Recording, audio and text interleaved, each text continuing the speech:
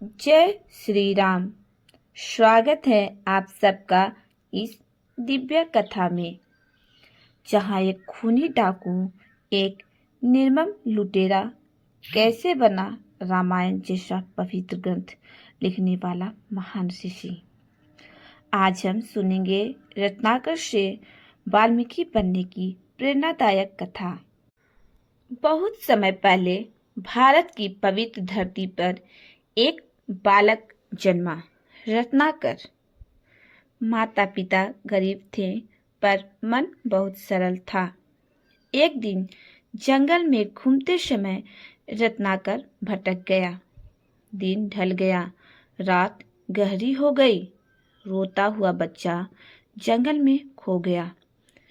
एक शिकारी ने उसे पाया, क्योंकि उसका कोई अपना नहीं था। उस शिकारी ने रत्नाकर को पाल लिया। जंगल में रहते रहते तीर कमान चलाना, जानवरों का पीछा करना, ये सब उसकी आदत बन गई। समय बीता, रत्नाकर बड़ा हुआ, विवाह हुआ, परिवार बढ़ा, पर कमाई कम थी और परिवार बढ़ा। एक दिन शिकारी की संगति में उसे यह गलत सलाह मिली, जंगल में क्यों भटको, इंसानों को लूटो आसान है। जरूरत, गरीबी और गलत संगत ने रत्नाकर को ऐसा रास्ता दिखाया जिससे वह पीछे ना मुड़ सका। धीरे धीरे रत्नाकर सारे जंगल में खूनी डाकू के नाम से प्रसिद्ध हो गया।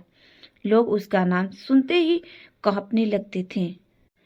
एक दिन जंगल से गुजर रहे थे ऋषि नारद। रत्नाकर ने सोचा, ये साधु जरूर कुछ धन रखते होंगे।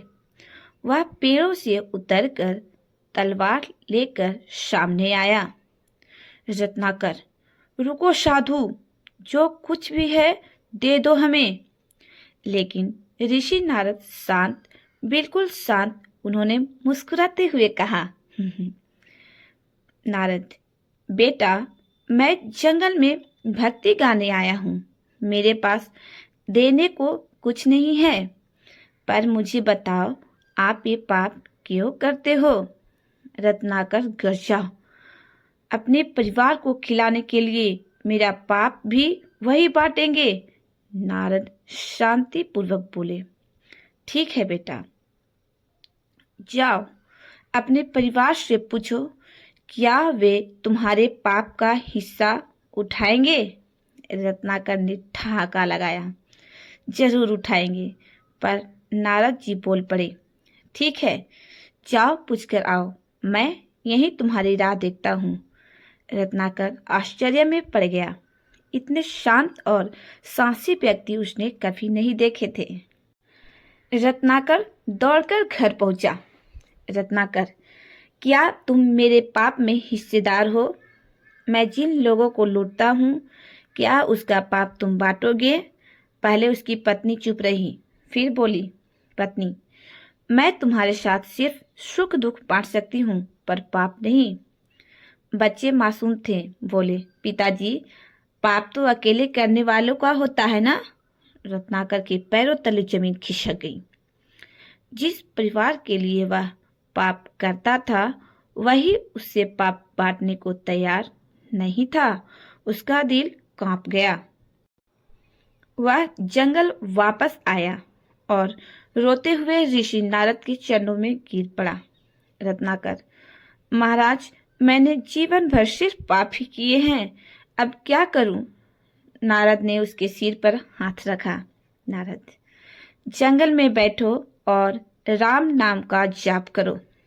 लेकिन रत्नाकर पापों से इतना ग्रस्त था कि राम शब्द भी नहीं बोल पाता था। नारद मुस्कुराए, ठीक है, उल्टा जपो, मरा मरा मरा, धीरे धीरे यह राम राम बन जाएगा। रत्नाकर जप में लीन हो गया। दुनिया भूल गया। वर्षों बीत गए।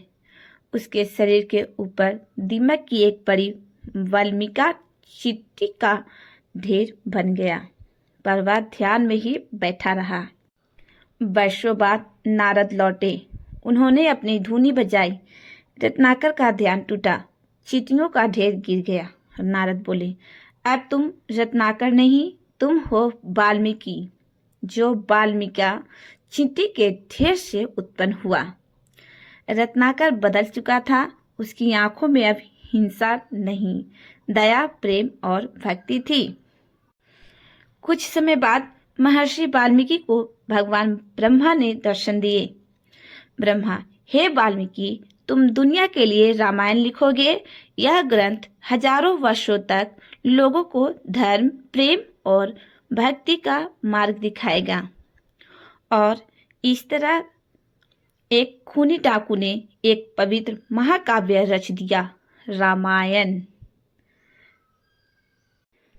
इस कथा से यह सीख मिलती है, कोई कितना भी पापी क्यों न हो, भगवान के नाम से बड़ा कोई उद्धारक नहीं है।